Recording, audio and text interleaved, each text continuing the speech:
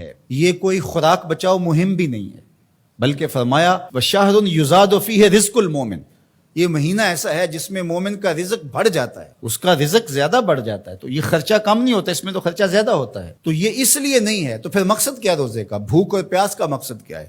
تو ارشاد فرمایا لعلکم تتقون، اتقاء کا نور تمہیں نصیب ہو، تقوی کا نور نصیب ہو۔ اور تقوی کیا ہے؟ محتاط زندگی گزارنا، کوئی عمل اللہ اور اس کے رسول کے بتائے ہوئے احکام سے ہٹ کر نہ ہو، یہ تقوی ہے۔ دنیا میں رہتے ہوئے اس طرح زندگی گزاری جائے کہ دامن کہیں داغدار نہ ہونے۔ رہو دنیا میں، ترک دنیا کا نام دین نہیں ہے، یہ بازیر میں رکھے۔ ہمارا دین ترک دنیا کا درس نہیں دیتا، لیکن غرق دنیا سے بھی بچنے کی تلقین کرتا ہے۔ ترک دنیا بھی نہ کرو اور غرق دنیا بھی نہ ہو جاؤ۔ اب اس کو حاصل کیسے کیا جائے؟ اللہ نے قرآن میں کہا کہ میں روزے سے تمہیں تقویٰ دوں گا، نسخہ ہاتھ میں آ گیا۔ اب سوال یہ ہے کہ روزے سے تقویٰ کیسے ملتا ہے؟ صحیح حدیث میں ہے، بخاری ہے، اذا جاء رمضان سلسلت الشیاطین، جب ماہ سیام رمضان المبارک آتا ہے تو شیاطین جکڑ دیے جاتے ہیں۔ شیاطین جکڑ دیے گئے، تبھی تو مساجد کے دروازے کھل گئے، تبھی تو نماز کا رجحان پیدا ہوا، صدقہ و خیرات کے لیے لوگوں کے دلوں کے اندر مزید نرمی پیدا ہوئی۔ جو 5 نمازیں بھی نہیں پڑھتے تھے تراویح کے لیے بھی کھڑے نظر آتے ہیں۔ کیوں؟ شیطان بند گیا۔ لیکن کم تولا جا رہا ہے، کم ناپا جا رہا ہے، جھوٹ بولا جا رہا ہے، یہ کیوں؟ نفس موجود ہے۔ نیکی کا ماحول اس لیے پیدا ہوا کہ شیطان بند گیا، بدی پھر بھی موجود ہے اس لیے کہ نفس موجود ہے۔ اب ہمارا کام ویسے آسان ہو گیا کہ پہلے تنہا جان کو 2 دشمنوں کے مقابلے میں رہنا تھا اور جان لڑ نہیں پاتی تھی، اب دشمن ایک ہو گیا، ایک بندہ ہوا ہے۔ اب صرف جو ہے وہ ہم نے لڑنا ہے نفس سے، شیطان تو بندہ ہوا ہے۔ اب نفس سے کیسے لڑیں گے؟ بھوک سے نفس پوج مردہ ہوتا ہے، کمزور ہوتا ہے۔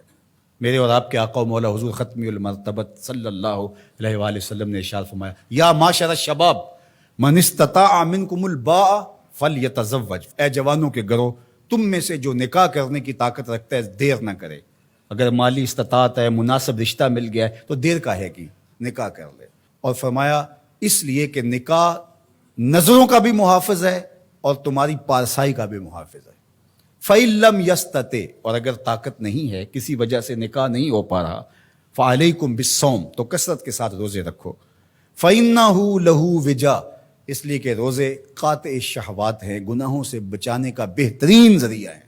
تو بھوک نفس کی تہذیب کا بہترین ذریعہ ہے اور یہ روزے سے نصیب ہوتی ہے۔ دوسری چیز، ہر وقت بولتے جانا اور بولتے ہی رہنا۔ جو کثرت کے ساتھ بولتا ہے وہ غلطیاں بھی کثرت کے ساتھ کرتا ہے۔ خاموشی میں نجات رکھی گئی ہے۔ قیامت کے دن سب سے زیادہ لوگ جو پکڑے جائیں گے وہ زبان کی وجہ سے پکڑے جائیں گے۔ حضور نے زبان کو پکڑ کے کہا کہ لوگ اس کی وجہ سے پکڑے جائیں گے، اس لیے اپنے لہجوں کو کنٹرول کیجئے، اپنی زبان کو کنٹرول کیجئے۔ یہ تہذیب نفس کا بہترین ذریعہ ہے۔ اور تیسری بات، العافیت فی العزلہ، عافیت تو عزلت میں ہے، تنہائی میں ہے۔ لوگوں میں جانا، لوگوں سے میل ملاپ اور اختلاط جتنا زیادہ ہوگا اتنی زیادہ آزمائشیں ہوں گی۔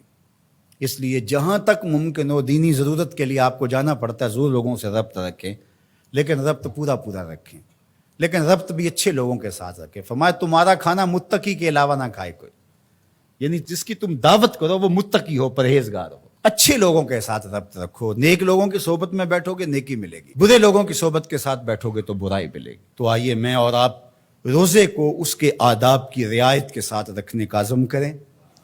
فرمایا کہ من لم یدع قول الزور والعمل به فلیس للہ حاجۃ فی ان یدع طعامہ وشرابہ، جس نے جھوٹ اور جھوٹے امور ترک نہیں کیے اس کے بھوکے اور پیاس سے رہنے کی اللہ کو کوئی ضرورت نہیں ہے۔